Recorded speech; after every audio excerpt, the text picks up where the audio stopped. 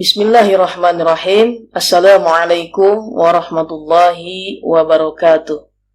Ketemu lagi dengan saya di channel YouTube yang insya Allah akan memberikan inspirasi bagi para pendidik. Pada video kali ini, saya akan berbagi tentang bagaimana cara mendesain blocking di video pembelajaran. Rekan-rekan sekalian, ketika kita sebagai pemula yang sedang membuat video pembelajaran, maka di awal tentu saja kita harus melihat role model dari orang-orang yang sudah mahir. Dan pada video kali ini saya akan merujuk kepada video pembelajaran yang dibuat oleh lembaga kursus terkenal di Indonesia. Yang tentu saja notabene lembaga kursus ini adalah penyaji pembelajaran online menggunakan video pembelajaran.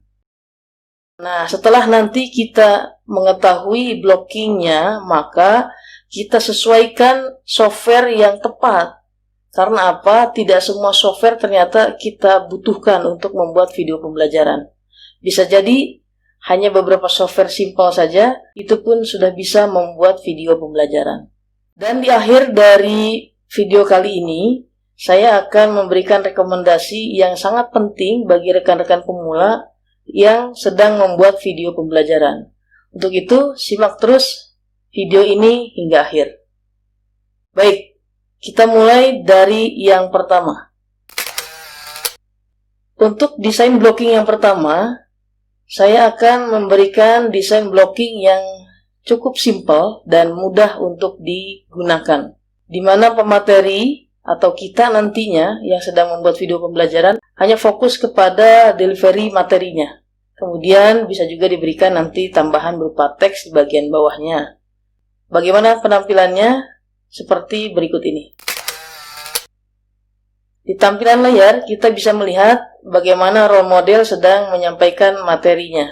Jika kita ingin membuat desain blocking seperti ini, cukup menyediakan sebuah ruangan memiliki background cukup rapi, bersih. Kemudian untuk furniture-nya pun kita cukup menggunakan yang ada di sekitar ruangan kita saja. Jadi desain blocking ini disampaikan dengan naratif dan bisa diberikan juga teks di bagian bawahnya. Desain blocking yang kedua sebetulnya tidak jauh berbeda dengan desain yang pertama. Hanya saja untuk desain yang kedua ini menggunakan teknik mengganti latar ruangan. Dan pematerinya pun menyampaikan secara naratif. Berikut ini adalah contohnya.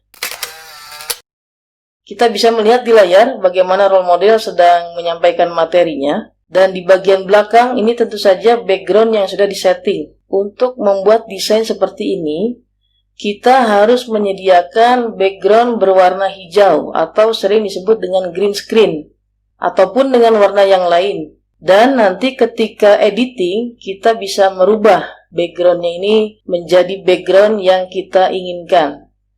Contoh background dari sebuah laboratorium ataupun perpustakaan.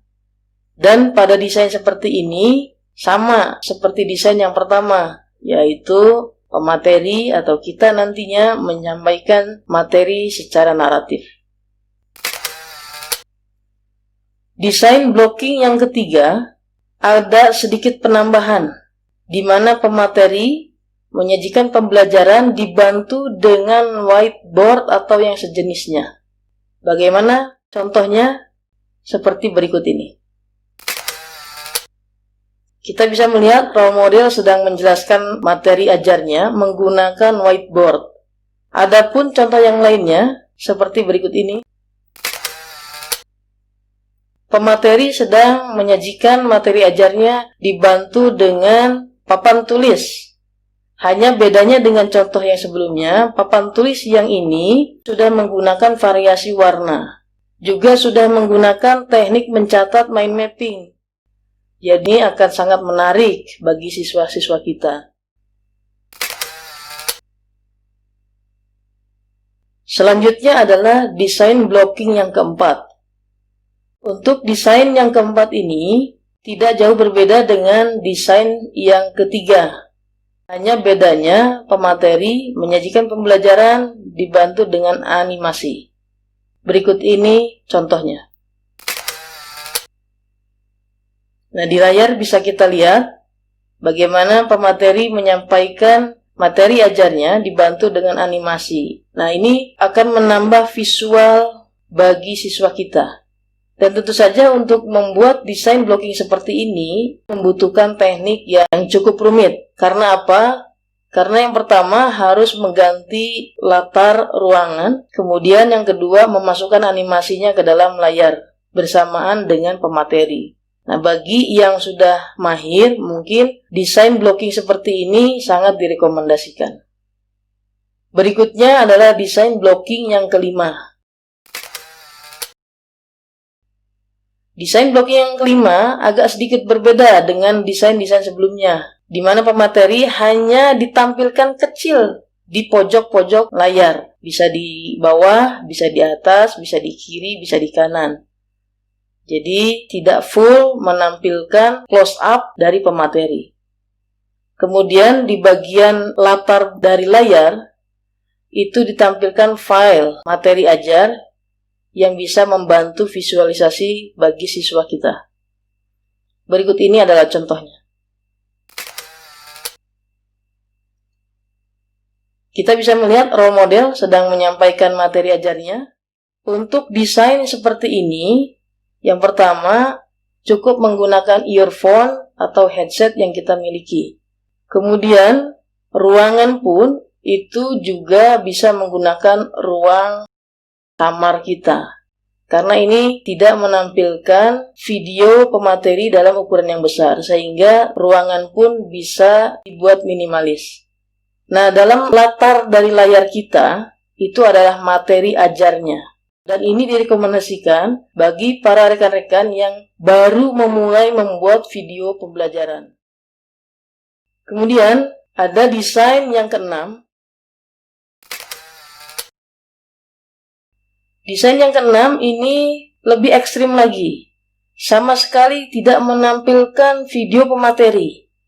Yang disajikan hanya audio dan tampilan berupa slide presentasi. Bisa disajikan menggunakan PowerPoint ataupun software yang lainnya. Penampilannya adalah berikut ini. Kita bisa melihat yang disajikan itu berupa slide presentasi, disertai dengan suara yang menjelaskan dari materi ini.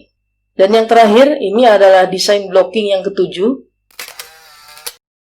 Sama seperti desain blocking yang keenam, hanya pemateri menyajikan materi ajarnya dibantu dengan catatan tangan, disertai dengan suara penjelasan. Berikut ini adalah contohnya. Di layar kita bisa melihat bagaimana pemateri menyajikan pemaparan, kemudian menambahkan coretan-coretan tangan, dan tentu saja ini menggunakan pen digital. Baik, rekan-rekan sekalian, itulah 7 desain blocking yang umum digunakan oleh lembaga-lembaga kursus. Kita tinggal memilih mana yang cocok untuk materi ajar kita. Dan informasi berikut ini tidak kalah penting, di mana kita harus menyiapkan urutan-urutannya seperti apa. Nah, berikut ini adalah tahapan mendesain sebuah video pembelajaran. Yang pertama, tentukan tema. Tentu saja, ketika kita ingin membuat video pembelajaran, itu harus memiliki tema yang jelas. Kemudian kalau bisa terstruktur, temanya ini berurutan, bab dari mata pelajaran yang kita ampu. Setelah itu, sesuaikan indikatornya. Nah, indikator ini pun harus kita ikut sertakan. Kenapa? Karena dalam membuat video pembelajaran, harus memiliki indikator ketercapaian kompetensi. Kenapa harus indikator ini dicantumkan? Agar kita lebih spesifik dalam menyajikan video pembelajaran. Tidak melebar kemana-mana dan tidak terlalu singkat. Selanjutnya, susunlah materi yang sudah sesuai dengan indikator pembelajarannya. Nah, materi ini saya sarankan dibuat berseri jika indikatornya ini jumlahnya banyak. Jangan menyajikan video dengan durasi yang panjang. Kenapa? Selain kapasitasnya juga yang terbatas, kemudian durasi video yang panjang itu justru akan membingungkan siswa kita. Kemudian, Pilihlah desain yang cocok untuk menyampaikan materi ajar kita. Nah, tidak semua desain ini cocok untuk mata pelajaran kita. Hanya kita pilih salah satu atau dua maksimal. Desain yang bagus belum tentu yang disupport oleh teknologi yang canggih. Desain yang bagus tidak melulu harus disajikan oleh aplikasi yang bermacam-macam. Barangkali desain ini harus tepat karena kita ingin materi ajar kita ini mudah dipahami oleh siswa kita. Dan ini adalah yang terakhir. Mari kita buat videonya. Ketika kita sudah membuat rancangannya terlebih dahulu, langkah inilah yang harus kita lakukan. Jangan sampai kita buat perencanaan, videonya tidak pernah kita buat. Mulailah dengan peralatan yang ada, yang saat ini kita miliki. Mulailah dengan teknik editing yang kita kuasai hari ini. Mulailah dari mata pelajaran yang kita ampuh hari ini. Karena sebetulnya dengan segala keterbatasan yang ada, insya Allah ke depannya akan ada solusi-solusi bagi video pembelajaran yang kita buat. Karena kita akan terus belajar dan terus belajar. Sehingga nanti disitulah kita akan menemukan teknik-teknik yang baru untuk membuat video pembelajaran. Dan untuk melengkapi informasi dari video kali ini, saya akan menyajikan rekomendasi berikut ini. Rekomendasinya adalah berupa format pencatatan materi yang sangat mudah tetapi terperinci. Silahkan jika ini bermanfaat bisa diaplikasikan oleh rekan-rekan sekalian. Rekomendasinya saya beri nama form rancangan isi video pembelajaran. Untuk tampilannya bisa kita lihat di layar. Saya menggunakan teknik mencatat efektif sehingga apa yang kita tuangkan di dalam lembaran ini itu bisa lebih terperinci dan mengarahkan kepada sesuai rencana. Bagaimana cara mengisinya? Berikut ini. Yang pertama adalah bagian awal, yaitu bagian atas identitas. Saya memberikan contoh ketika saya membuat video pembelajaran yang saat ini saya sedang jelaskan, saya juga membuat rancangannya terlebih dahulu. Yang pertama, saya kenalkan juga mengenai apa sih isi dari video ini, kemudian SLO-nya apa. SLO itu adalah Student Learning Outcome atau indikator pencapaiannya, atau sering kita sebut KIKD. Ya. Ini juga saya tampilkan. Ini adalah bagian awal. Kemudian bagian kedua, ini berupa sketsa umum pembelajaran. Jadi dari indikator, kemudian kita breakdown lagi menjadi gambaran-gambaran secara umum saja. Nah, dari gambaran secara umum, kemudian dijabarkan secara rinci di penjabaran materinya. Contoh, untuk video yang sedang saya buat ini, saya membuat sketsa umumnya adalah urgensi mengetahui desain tampilan video pembelajaran. Nah, ini penjabaran materinya. Saya harus menjelaskan manfaat dari mengetahui desain blocking serta software yang mensupport dari blocking tersebut. Ini sudah semakin rinci ya, dan seterusnya. Ini bisa kita buat. Dan di bagian akhir dari form ini, saya membuat rekomendasi desain yang akan digunakan. Seperti contoh tadi saya menjelaskan ada 7 desain, maka di sini opsinya juga saya berikan 7. Dan untuk video yang sedang saya jelaskan ini, saya menggunakan desain nomor 5 dan desain nomor 6. Diletakkan di mana? Nanti kita akan lanjutkan di bagian akhir. Kemudian sumber yang saya gunakan pun saya catat ya, supaya nanti saya tidak mencari-cari, oh ternyata ini materinya adanya di mana ya. Nah, ini saya tampilkan juga. Dan aplikasi yang digunakan. Aplikasi yang digunakan ini penting supaya nanti kita tidak mencoba-coba aplikasi yang jumlahnya banyak saat ini. Banyak sekali software atau aplikasi yang bisa kita gunakan untuk membuat video pembelajaran. Hanya kalau kita tidak catat, maka nanti kita tidak fokus. Bahkan lebih cenderung mencoba-coba. Maka tentukan dari awal, oh cukup materinya seperti ini, hanya menggunakan PowerPoint misalnya. Kemudian untuk editing suaranya menggunakan Audacity. Kemudian untuk editingnya itu bisa menggunakan OBS. Untuk penampilannya menggunakan RedCam. Ini harus ditentukan dari awal. Dan ini tampilan videonya. Biasanya ini disebut dengan storyboard ya. Hanya ini saya buat lebih simpel saja. Pembukaan saya gunakan tipe desain nomor 5. Untuk isi saya gunakan tipe desain nomor 6. Serta penutupan pun menggunakan tipe 6. Nah, seperti ini sehingga ketika kita membuat video pembelajaran semuanya sudah terstruktur dan terperinci. Kita juga akan semakin mudah dan semakin berani untuk membuat video pembelajaran.